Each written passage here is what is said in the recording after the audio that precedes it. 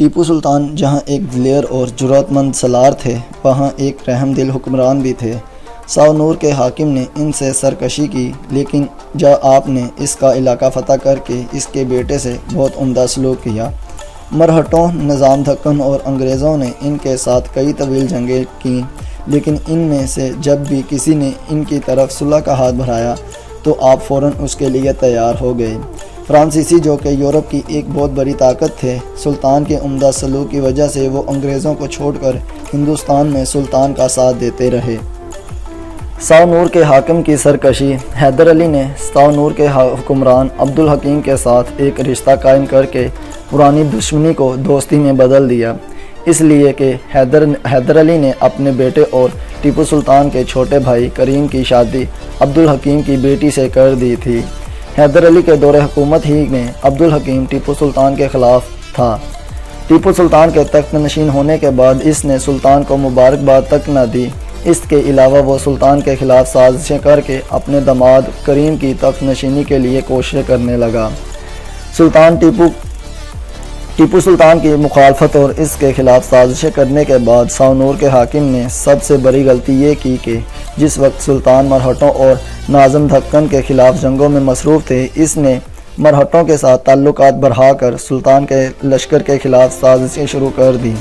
مرہٹوں اور نظام سے فارغ ہونے کے بعد عبدالحکیم کے خلاف کارروائی کرنے کے لیے ٹیپو سلطان نے اپنے لشکر کے ساتھ ساونور کا رخ کیا۔ عبدالحکیم کو جب خبر ہوئی کہ سلطان اپنے لشکر کے ساتھ اس کی طرف آ رہے ہیں تو وہ بڑا فکر مند ہوا۔ وہ سلطان کا مقابلہ کرنے کی ہمت نہیں رکھتا تھا۔ اس نے ساونور پر اپنے بیٹے عبدالخیر کو حاکم بنا دیا۔ اس کے بعد وہ رات کی تاریکی میں اپنے باقی خاندان کو لے کر مرہٹوں کی طرف بھاگ گیا اور جاتے جاتے اپنا خزانہ ساتھ لے گیا۔ سلطان نے اپنے لشکر کا ایک حصہ اپنے سالار سید حمید اور سید غفار کو عبدالحکیم کے شہر پر قبضہ کرنے کے لیے روانہ کیا اور ان کے پیچھے پیچھے خود کو بھی ساونور کی طرف روانہ کیا۔ اپنے لشکر کے ساتھ سلطان نے ساونور کے باہر پڑاؤ کیا۔ اس وقت تک سلطان کے دونوں سالاروں نے شہر پر قبضہ کر لیا تھا۔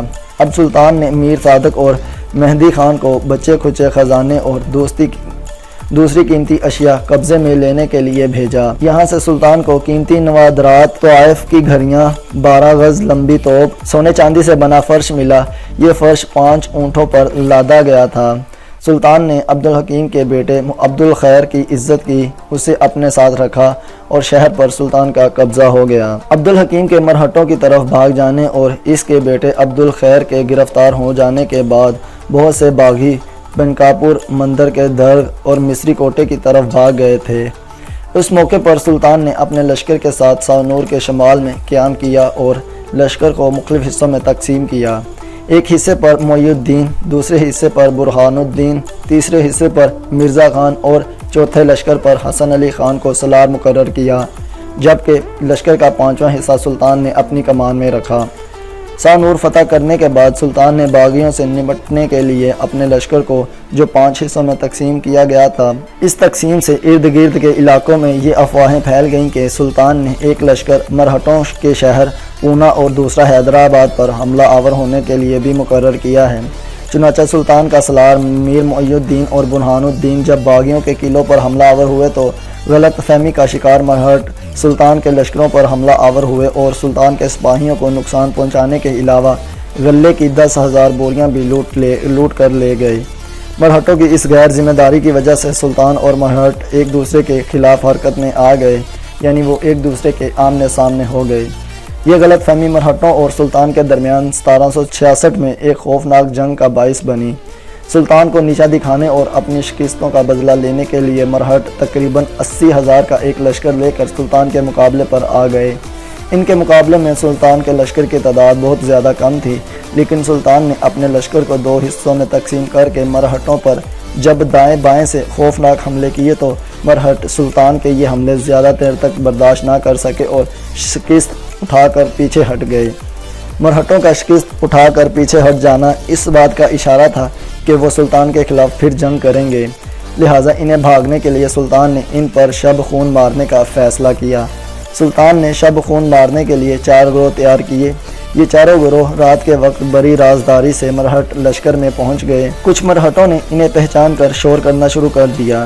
اتنی دیر تک سلطان کے لشکری حملہ آور ہو گئے۔ مرہٹ لشکر پر خوف طاری ہو گیا۔ ان کا سالار ننگے پیر، ننگے سر اور گھوڑے پر بیٹھ کر بھاگ گیا اور دوسرے مرہٹ بھی اسی کی طرح بھاگ گئے۔ کامیاب شب خون کے بعد سلطان نے مرہٹوں کو خط لکھا کہ آپس کی جنگوں کو چھوڑ کر صلح صفائی سے رہنا چاہیے۔ سلطان کا خط ملنے کے بعد مرہٹ سرداروں نے آپس میں مشورہ کر کے یہ فیصلہ کیا کہ سلطان کو شکست دینا مشکل ہے، لہٰذا صلح ہی بہتر ہے۔ چنانچہ مرہٹوں نے ایک وفد کو کافی ساز و سامان، بے شمار تحفہ، شاندار خلیطیں، زہر و جواہرات، قیمتی گھوڑے اور ہاتھی دے کر سلطان کی طرف بھیجا۔ اس صلح کے نتیجے میں ایک دوسرے کے فتح کیے ہوئے علاقے بھی واپس کر دیے۔ مرہٹوں کے کہنے پر سلطان نے عبدالحکیم کو معاف کر کے ساونور کا علاقہ اس کے حوالے کر دیا۔ اس کے بعد کالی کٹ اور کوچی بندرگاہ میں بغاوت۔ کالی کٹ اور کوچی بندرگاہ میں جس قدر چھوٹے حاکم تھے، انہوں نے سلطان کے خلاف بغاوت کر دی اور وہاں سلطان کے سالار کو بے بس کر دیا۔ آخرکار سلطان نے اپنے سالار مہتاب خان کو اس مہم پر روانہ کیا جس نے باغیوں کے سارے ٹھکانوں کو تباہ کر کے رکھ دیا اور ان کے خفیہ اڈوں کو بھی آگ لگا دی۔ دوسری طرف سلطان خود کوچی بندر کے باغیوں کی طرف گئے۔ انہوں نے کچھ ندیوں میں گھات لگا کر اچانک حملہ کر کے انہیں نقصان پہنچانے کی کوشش کی۔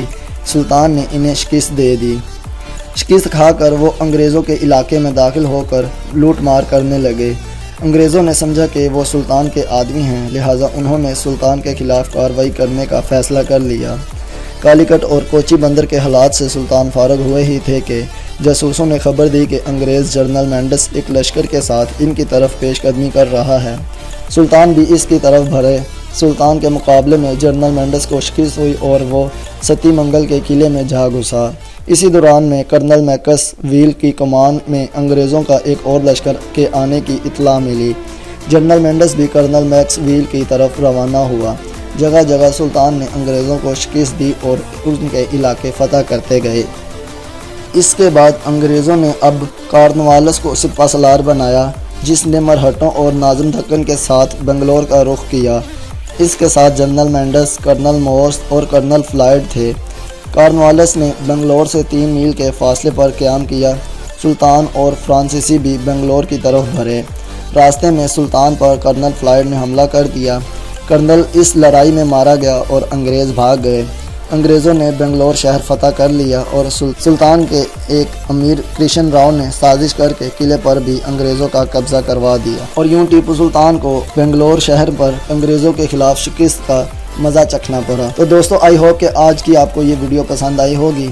میری اس ویڈیو کو لائک کریں اور اپنے دوستوں کے ساتھ شیئر کریں۔ تو ابھی ریڈ بٹن کو دبا کر ہمارے چینل کو سبسکرائب کریں اور اس کے ساتھ ساتھ بیل آئیکن کو بھی دبائیں تاکہ آپ کو ہماری آنے والی تمام نئی ویڈیوز بذریعہ نوٹیفیکیشن مل سکے۔